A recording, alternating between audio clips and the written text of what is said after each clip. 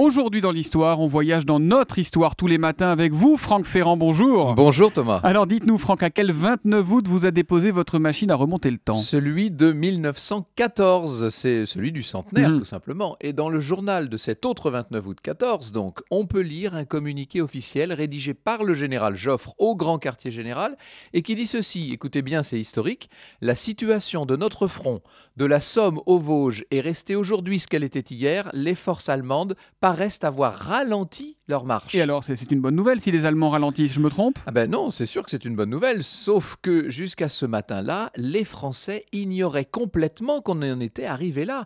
De la Somme aux Vosges, vous vous rendez compte, ça veut dire que les Allemands ont déjà pris position dans tout le nord du pays.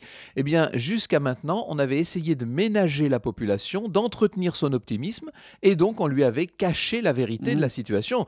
Ce qui fait que pour les gens, c'est un réveil brutal. La France est envahie, les ennemis sont aux portes de Paris, c'est la panique, et bientôt les témoignages des réfugiés qui affluent vers la capitale vont bien sûr accroître la rumeur. Mais alors comment la France va réagir, Franck? Alors pour le moment, on assiste à un repli stratégique. Les Alliés face aux Allemands sont inférieurs en nombre, alors ils vont reculer jusqu'à la Seine et tenter de redéployer leurs forces en vue de défendre Paris le 4 septembre seulement.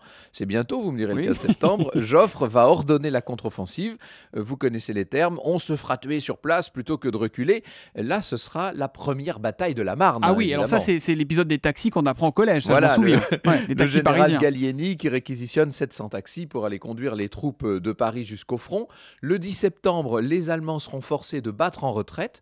Une victoire alliée, ça fait du bien. On compte déjà cependant des dizaines de milliers de morts, 80 000 du côté français. Et vous savez bien que ce n'est que le tout début, sans compter qu'on ne va plus tarder à creuser les tranchées. Mais ça, évidemment, c'est déjà une autre histoire. L'histoire qu'on retrouve avec vous tout à l'heure à 14h sur Europe 1, Franck. En compagnie de Patrice Duhamel, de Jacques Santamaria, on va faire le tour des pires vacheries prononcées en politique depuis plusieurs siècles. Comme disait le général de Gaulle, vaste programme. C'est génial. Au cœur de l'histoire, c'est à 14h sur Europe 1. Merci Franck et à tout à l'heure. Oui, bonne journée.